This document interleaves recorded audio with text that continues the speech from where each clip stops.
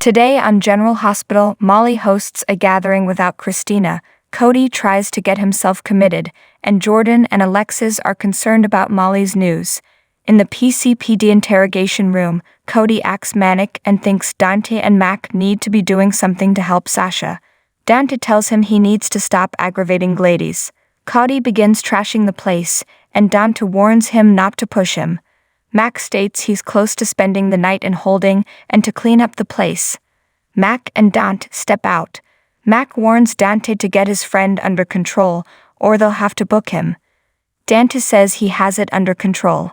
Dante heads back into the room and asks Cody if he's trying to get arrested. Cody says Gladys is the one he needs to be grilling. Dante knows Cody cares about Sasha and she's going through a rough time right now. Cody says no, something else is going on, and Gladys knows he's onto her, which is why she got the restraining order against him. Dante tells him to relax, but Cody swears he'll shove the restraining order down Gladys' throat next time he sees her.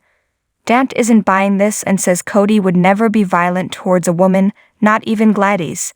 Dante thinks he's trying to get himself committed to Ferncliff to rescue Sasha. Dante says something is wrong with Sasha and she's where she needs to be to get help.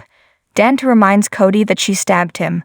Cody pretends he doesn't remember that, keeps putting on an act like he's gone crazy, and claims he is having a lot of trouble with his memory. Dante tells him this game won't help him or Sasha.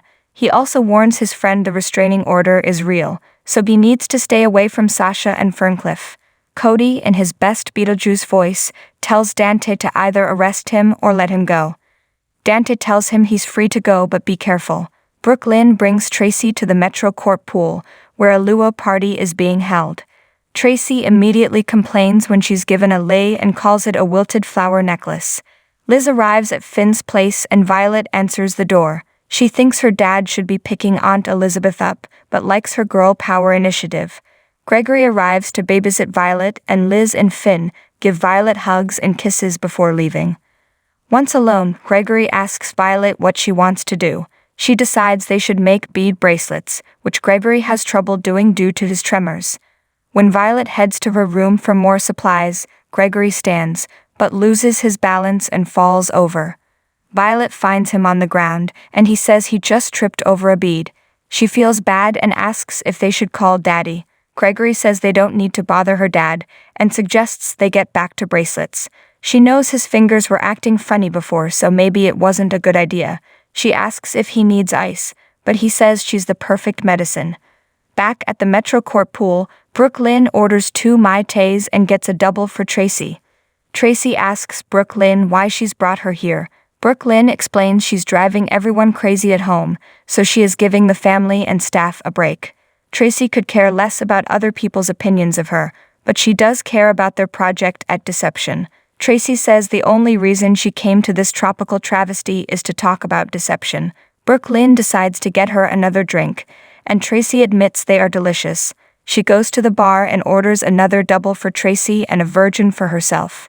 Tracy begins feeling the effects of the drinks and starts to lament about missing Luke.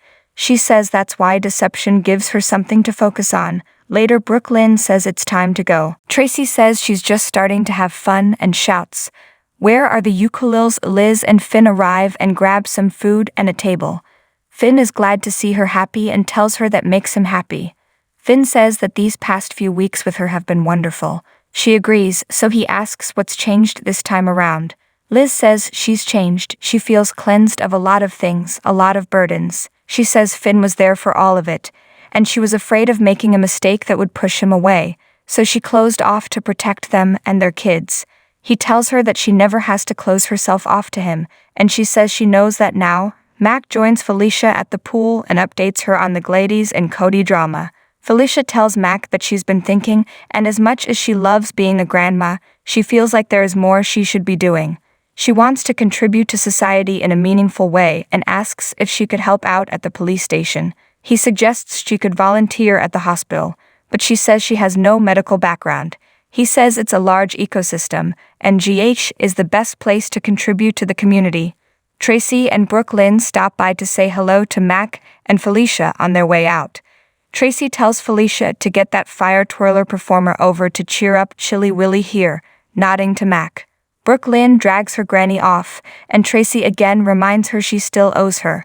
Brooklyn asks what she wants with deception. Tracy yells she wants it all lock, stock, and barrel, and they are going to get it. Finn returns home and tells his dad how great the evening was. He says there are no more secrets or boundaries between him and Liz. Gregory says what he has with Liz is rare, and it gives him peace of mind knowing both his sons have love in their lives. Finn appears concerned by the statement. Finn goes to check on Violet, who tells him that Grandpa fell and it scared her. Meanwhile, Gregory tries to clean up the beads when Finn returns. Finn asks his dad if he's okay. Gregory says he's just tired and clumsy. Finn asks if that's why he fell, or if is it something else. Gregory admits it's something else, something awful. At the hospital, Christina runs into TJ and tells him that she's here to see Terry Randolph. She is going to ask her to be on her board of directors for her new center. She feels Terry as a trans woman will be able to offer insights and a safe space for kids questioning their gender identity. TJ says Dr. Randolph would be a great addition. Christina heads into the elevator and crosses her fingers. Later, Christina runs into TJ again and says her meeting went well and Terry is considering it. TJ says, so it was worth sacrificing the sushi party. Christina asks what sushi party? At Molly and TJ's, Molly tells Alexis and Jordan the food will be here soon. She's ordered sushi. Sam arrives and asks what the big news is. Molly says she has family news. Sam thinks in that case something is missing. Molly explains TJ on call, so she's sharing their news. She says they found a surrogate. Jordan congratulates her and Alexis is surprised they've fast-tracked this.